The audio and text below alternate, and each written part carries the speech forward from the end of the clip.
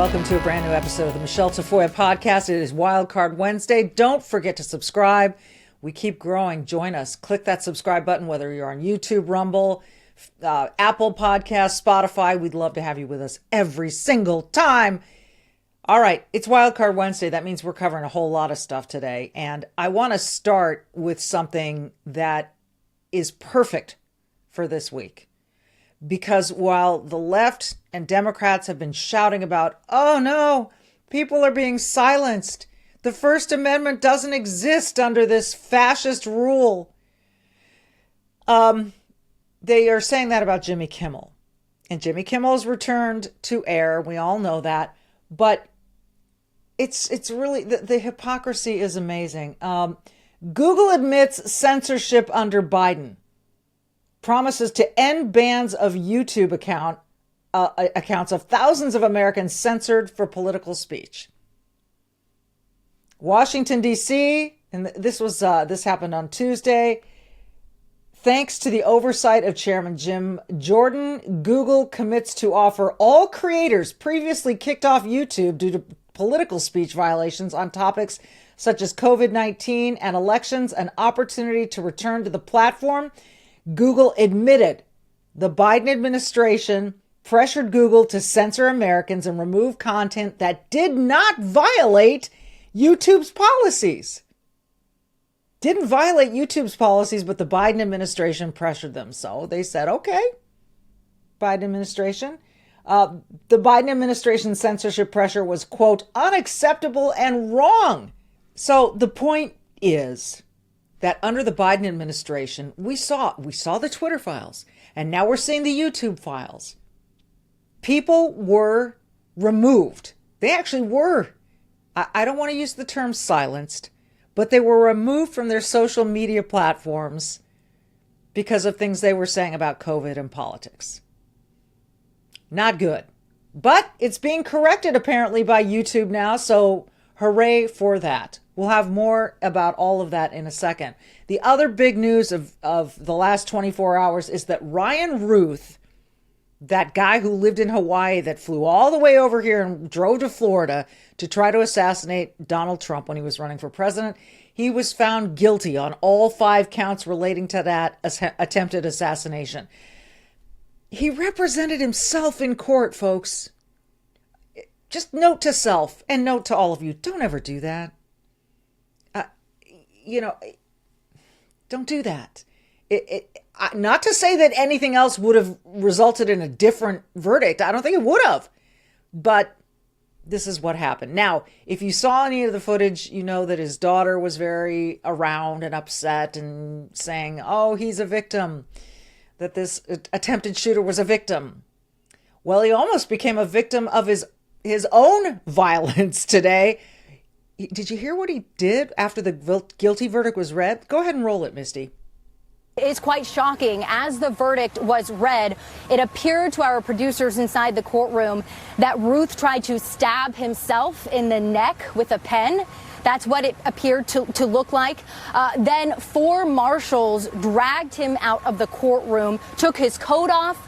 They then shackled him at the waist and ankles, and then they brought him back into the courtroom. So again, this just in from our producers, as the verdict was being read, Routh tried to hurt hurtself in the neck with a pen. Now, not only was that from her producers and that being a report, the court person that sketches, the artist, the courtroom artist that does the sketches, sketched the whole thing. Yes, he was trying to stab himself with a pen or a pencil. This guy is obviously very unstable. We knew that all along. It's not surprising that there was a guilty verdict, but the reaction was certainly surprising. What is surprising to me, should it be surprising? Chuck Todd. He made a claim recently that he doesn't know what Antifa is. Now, you may have heard that the White House is trying to name Antifa a domestic terrorist group. But other people are saying, oh, Antifa is this nebulous organization. It doesn't have a headquarters. Well, I don't think ISIS had a headquarters. I don't think all the cartels necessarily have headquarters. But Antifa is very distinct in the way they attack, whom they attack and how they attack. And we'll show that to you right here. But first, now that it is Trump who is trying to call Antifa a terrorist organization, suddenly Chuck Todd doesn't really know what Antifa is, but he did some very thorough research back in the day. Roll this contrast. They're going to try to create a new classification for anybody on the left who opposes Trump as somehow a member of Antifa and a terrorist. Yes. Like, this is coming. And I don't think we are fully... Now, I don't think there's any... The problem, like, I don't even know what Antifa is. I know what the definition of Antifa is. And I know what the word means, but it's not a group. There is no group. No. Mark Bray, you are writing this book, Antifa, the Anti-Fascist Handbook. Explain this movement and its roots. Mark Bray is a Dartmouth professor who has studied the Antifa anti-fascist movement. Antifa is a far-left political movement that argues it's necessary to confront hate groups, sometimes with force. Professor Bray is author of the new book, Antifa, the Anti-Fascist Handbook. Okay. You saw there, if you saw the little logo in the corner, Newsbusters, the Media Research Center, listens to everything. Every interview, everything that's televised, and they say, is that person telling the truth? Does Chuck Todd really not know what Antifa is? And then they dig back into the Wayback Machine and find the receipts, as the cool kids like to say. But to suggest that I don't know what Antifa is, yes, you do. The fact that you can't put them in this little nutshell is like, it's a silly and lame excuse. So you do know what it is. The other news of the last 24 hours is the assembly at the United Nations. I do not think the United Nations should be on U.S. soil. Why do I say that? This is an organization that has committees with, that are supposed to be like a human rights committee that Iran is on. It is ridiculous, the UN. And there was some chatter that someone at the UN might make the escalator stop. Now, this appeared in, I believe, a London newspaper on Sunday, that when Trump goes to the UN, maybe they'll surprise him by stopping the escalator. It ended up happening, and that wasn't the only thing. Roll the tape. You're going to push Zelensky for peace, President Trump.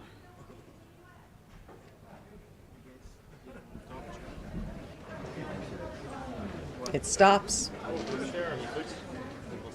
President Trump, Schumer. They had to walk up the escalator for those of you who can't see the video. So there it is. It's amazing. The second that Melania Trump stepped onto the escalator and Donald Trump followed her, it stopped. It suddenly just stopped. Were they trying to create, well, they did create a viral moment, but were they trying to see if the president would fall and stumble or, well, it didn't happen. But then also, amazingly, when Trump went up to the stage to make his very planned in advance speech, and every leader who makes a speech there has a teleprompter, this happened. Very much appreciated.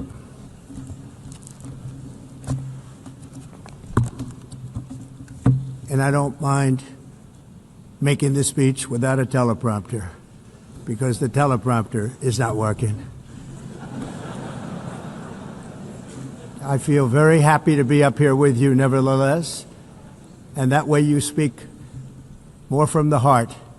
I can only say that whoever's operating this teleprompter is in big trouble. Got a good laugh. I'm sure he wasn't laughing inside.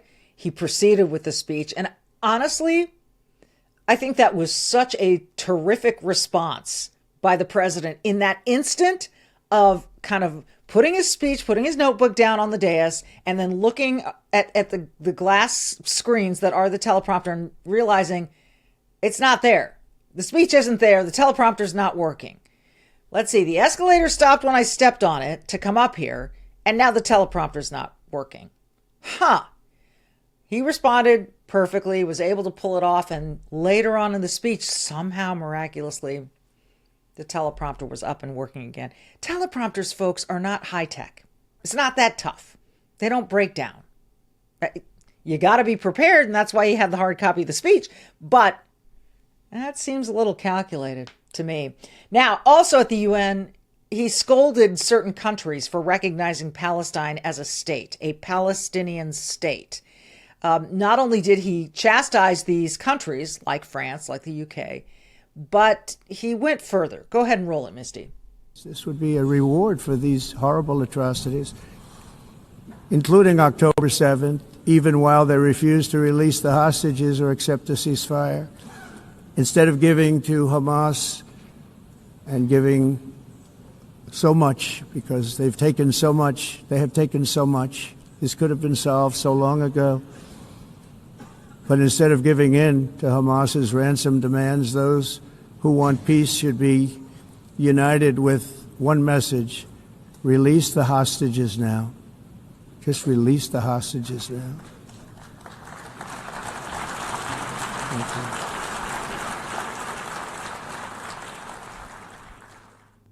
You saw that, if you're watching, if you didn't see, the UN ambassador from Israel there applauding along. This isn't difficult. Israel was attacked on October 7th. They had given the Gaza Strip to the Palestinians in 2006. And for 19 years, what happened? Tunnels were dug. Attacks were planned. Nothing good was done for the Palestinian people that lived in the Gaza Strip or anywhere around it. Nothing. And now there's war. And there are still hostages, dead and living, and everyone should unanimously say, turn those people over, return the hostages, and get Hamas the hell out of your territory. But no, now they're saying, the UK, France, they're saying, we're going to recognize the Palestinians. Portugal. And there's been a lot of blowback in those countries.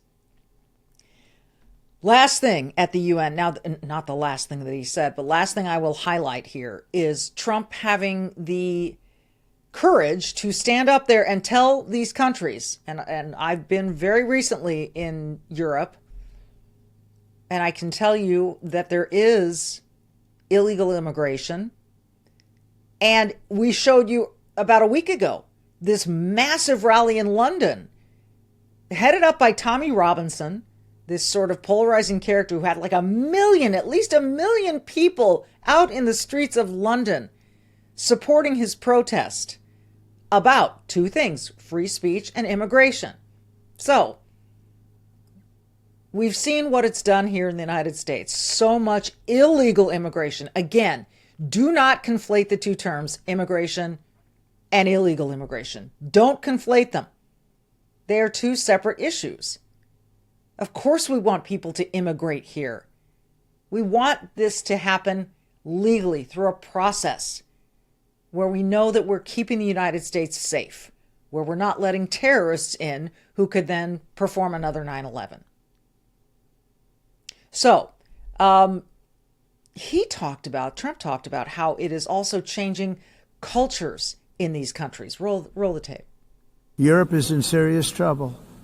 They've been invaded by a force of illegal aliens like nobody's ever seen before. Illegal aliens are pouring into Europe. Nobody's doing anything to change it, to get them out. It's not sustainable. And because they choose to be politically correct, they're doing just absolutely nothing about it. And I have to say, I look at London, where you have a terrible mayor, terrible mayor. And it's been so changed. Now they want to go to Sharia law. But you're in a different country. You can't do that. Both the immigration and their suicidal energy ideas will be the death of Western Europe if something is not done immediately. This cannot be sustained.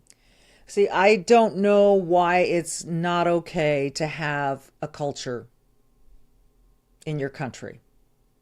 And that's what you saw in those London protests. And if you did not see that episode, go back, go to the podcast, wherever you're watching this podcast, go to the catalog and watch the London, how many people turned out in London for this Uniting the Kingdom protest. Go check it out. I think it's been one of the most underreported stories, and obviously it's been overshadowed by Charlie Kirk's death, by a number of things. But go take a look at that. It is powerful stuff.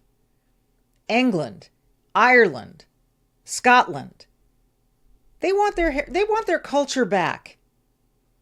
That is not to say at the exclusion of other people. I think they want people to join them, but not for people to come to their country to set up a totally separate culture that does not align with the values that they hold dear. That's what we're talking about.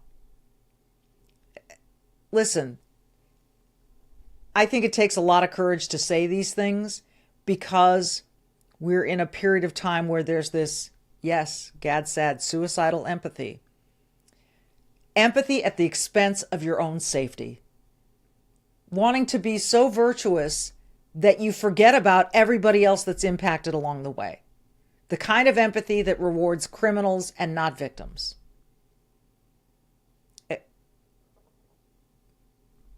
Wake up to this, please. All right, quick aside, after nearly 30 years on the sidelines, yes, it was a long time, covered the NFL, covered the NBA, covered college sports, the Olympics. I learned that expertise comes from consistency and not from guesswork. The research that I did, that's why I've partnered with Sports Corner Daily. Their free daily picks keep hitting with analysis so sharp even casual fans can win. Now, the NFL season is live and there's no better time to jump right in. You will get 2 expert picks sent to you every single day, absolutely free. Just head to do we really have to say that anymore? I don't think so. Just head to sportsdailypick.com and sign up. It only takes seconds. No cost, no risk, just smart winning insights. Don't wait. Get into this season. Get into it the right way at sportsdailypick.com. Sportsdailypick.com. Sports Corner Daily, where winners start their day. Go to sportsdailypick.com. Well, again, let's head back to the free speech corner, shall we? It's amazing to me the contrast in reactions to what happened to Jimmy Kimmel, who got suspended indefinitely for saying something really grotesque and something that was very, very provably wrong at the time. So do I want to say he lied? He certainly didn't tell the truth. Let's put it that way. He gets suspended for a couple days. The left goes bananas for a guy whose ratings are terrible. Oh, but he's one of them. He's a Hollywood celebrity. He's hosted the Oscars. That makes him somehow one of the good guys on the right side. But no. Because the FCC showed a little involvement, showed a little, heavy-handedness, everyone went bananas. The First Amendment is dead in Donald Trump's America. He's been silenced. Kimmel's been silenced. No, he hasn't. He never was. And like we said, back on the air. But the hypocrisy about this. When Roseanne Barr got fired from her ABC show, she's a conservative, so nobody said anything. When Whoopi Goldberg got suspended for her lame comments on The View about the Holocaust, she was suspended for 2 weeks. Not a peep. You know why? Joe Biden was president at the time. At least that's what I believe. So many examples. And the perfect side-by-side for this is Sunny Hostin, again, talking about Jimmy Kimmel now, but a completely different tune a few years ago when it wasn't her side who got punished. Take a look. Our founders drafted the First Amendment specifically to protect the rights of citizens to criticize the government. When you cross that kind of societal norm, you must pay the consequence. And firing her was the right thing to do. I'm thrilled that ABC did it. Okay, so which is it? Which is it? I'm not saying that they shouldn't have fired Roseanne Barr. I'm not saying that at all. I thought, she said some things on Twitter that were bad. But they only seem to care about their side. That is hypocrisy, folks, in a nutshell. You just looked at it. So it's so blatant. And I'm just so tired of it. I'd like just some intellectual honesty, please. Didn't get much intellectual honesty when Kamala Harris promoted her book on the Rachel Maddow show. Now, we talked a little bit about this on Gutfeld last week, but I want to get into it because in her book, Kamala Harris said her first choice for vice president wasn't Tim Walz of Minnesota. It was Pete Buttigieg, who at the time was the transportation secretary in the Biden administration. But she said that she realized with great sadness that she was already asking America to accept too much. A woman who is black, who is married to a Jew. She couldn't possibly put another sort of identity politics martyr on the ticket with her. That America just couldn't accept that, she said. Well, she was pushed on this by Rachel Maddow, who is gay, has been out gay for a long time. I think she didn't like that from Kamala. Let's look at this exchange. If his reaction to that, since this part of the book has come out, if you've had any reflection on that, or I guess I'd ask you to just elaborate on that a little bit. It's hard to hear. Yeah. With you running as, you're the first woman elected vice president. You're a black woman and a South Asian woman elected to that high office, very nearly elected president. To say that he couldn't be on the ticket effectively because he was gay is hard to hear. No. That's not what I said. That he couldn't be on the ticket because he is gay.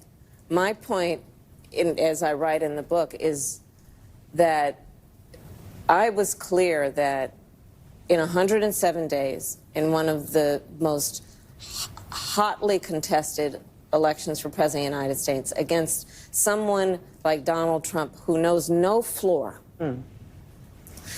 to be a black woman running for president of the United States and as a vice presidential running mate, a gay man, with the stakes being so high, it made me very sad, but I also realized it would be a real risk.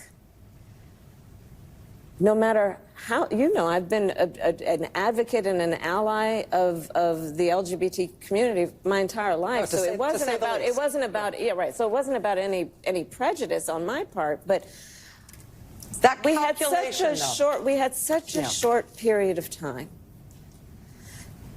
and the stakes were so high. I think Pete is a phenomenal public servant. And I think America is and would be ready for that. But when I had to make that decision with 2 weeks to go, and maybe I was being too cautious, I'll let our friends, we should all talk about that. Maybe I was. But that's the decision I made, and I, as with everything else in the book, I'm being very candid about that. Yeah. With a great deal of sadness about also the fact that it might have been a risk. Now, you decided it was a risk, Kamala. You decided it was a risk. Or did you look at some polling, inside polling that told you it was a risk? You made that decision because identity politics is all that your side thinks about. That's it. So to say that I didn't say he couldn't be on the ticket because he was gay. I just said he couldn't be on the ticket because he was gay.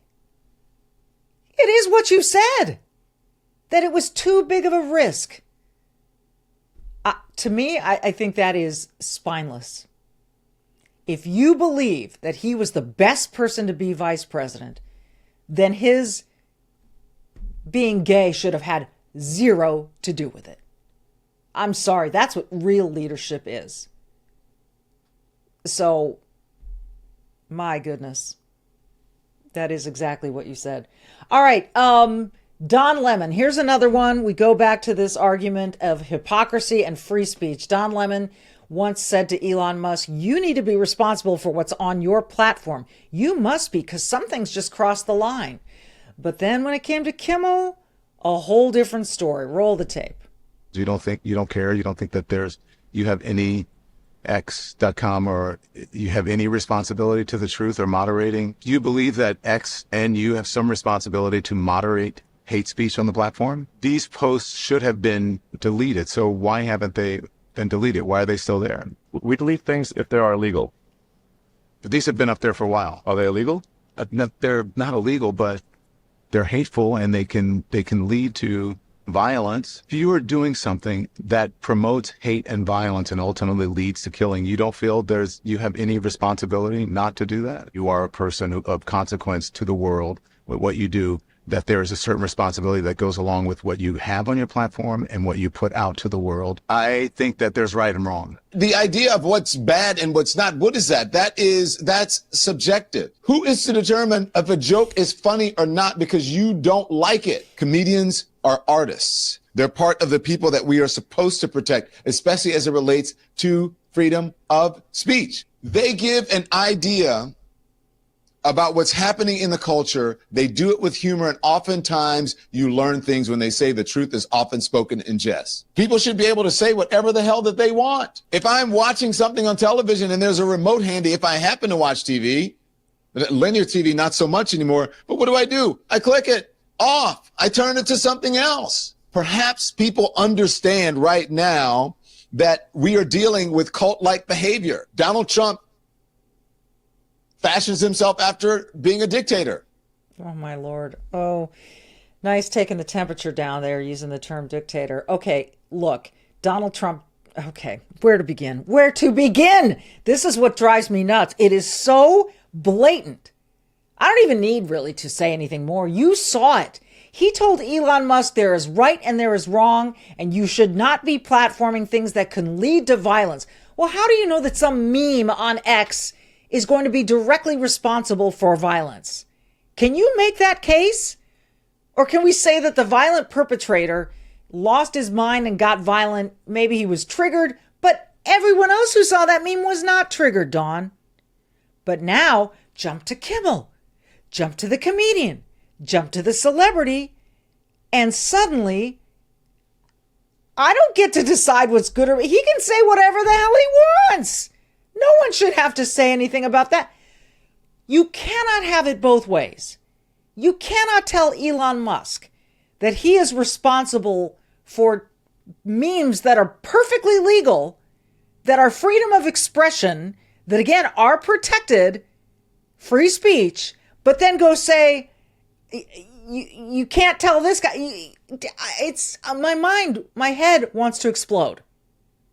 My head wants to explode. But that's Don Lemon for you. Okay, last couple things. There are some very important gubernatorial races going on in this country. One is going to happen in Minnesota in 2028, 2026. There's Abigail Spanberger versus Winsome Earl Sears in Virginia. And then there's the one in New Jersey, which is tightening, I believe.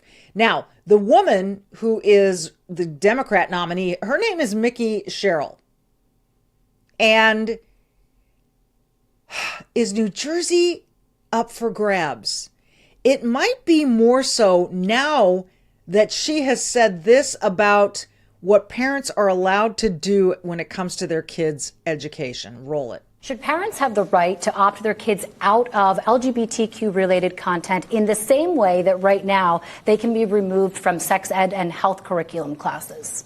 Look, I believe that parents have the right to oversee their children's education. I would push an LGBTQ education into our schools. Parents have a right to opt out of a lot of things, but this is not an area where they should be opting out, because this is an area of understanding the background of people throughout our nation. And right now we see, for example, at the Naval Academy, an erasure of history. Okay. She is going to push an LGBTQ agenda into the schools. And on the one hand, she says parents, they should have the right to oversee their kids' education, but they shouldn't do it when it comes to this.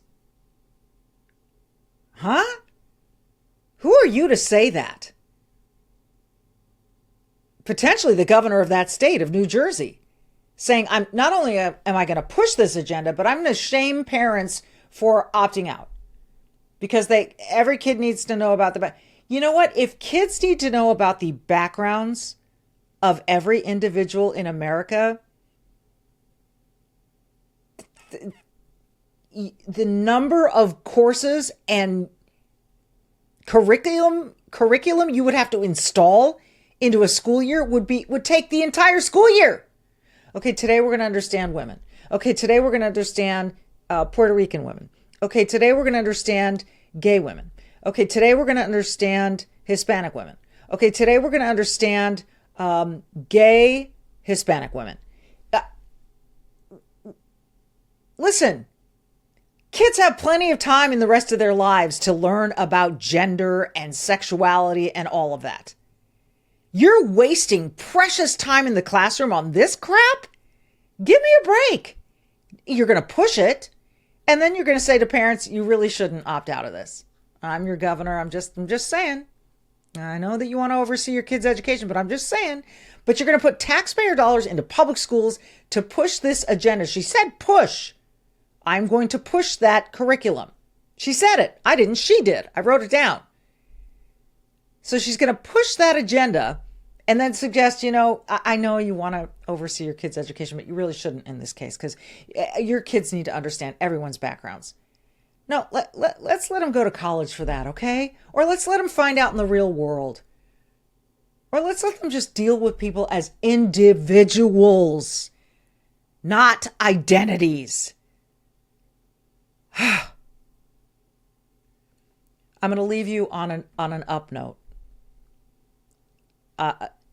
This one, I've been seeing a lot of this. A lot of this kind of movement from left to right, from center to right in the wake of Charlie Kirk's death. Because I think what Charlie Kirk's assassination did is he was killed. He took the bullet. But the fact that people celebrated his murder, the fact that he was murdered in the way that he was, the fact that this person who was willing to talk to anyone would be taken out, talk about silencing someone. I mean, let's be honest about this. He was silenced. I think so many Americans thought, oh my gosh, what they really want to do here is shut down civil debate. So since then, you've been seeing a lot of reactions that are really surprising. And I'm going to include this one. Take a look. Before Charlie Kirk got assassinated, I would tell people, like, I'm center-right. I'm center-right. And now after he got assassinated, I'm like, I'm conservative. For those of you just listening and not seeing, that man was holding a little baby. That was what the little sounds were there, a little baby. Jennifer Say, who's been on this show many times, was a liberal San Francisco, head of Levi's, president of Levi's, who spoke out about COVID and school shutdowns and the like, ended up getting let go by Levi's, moved to Colorado. She still remained independent, as she called it, unaffiliated in her voting. Has started this whole movement. XXXY Athletics is her company, and she's very much standing up for no males in female sports. After Charlie Kirk was killed, she said she went and registered as a Republican, bought an American flag. she realizes, as so many people, and we're seeing it in a lot of, it's like this domino effect. It's the Charlie effect. People don't want to see what's great about this country, which is civil debate, which is sorely lacking, and which Charlie Kirk provided on college campuses. That was an affront to so many people. And you saw that. That's just one reaction of so many that I've seen. It's going to be very interesting to see how this plays out. So for those of you thinking about it, in either direction, if you want to move to the left, move to the left. If you want to move to the right, move to the right. Just be bold about it. Own it. You have agency in all of this. So be brave and do good and do the right thing. And try to understand where the hypocrisy is coming from. And we will see you next time.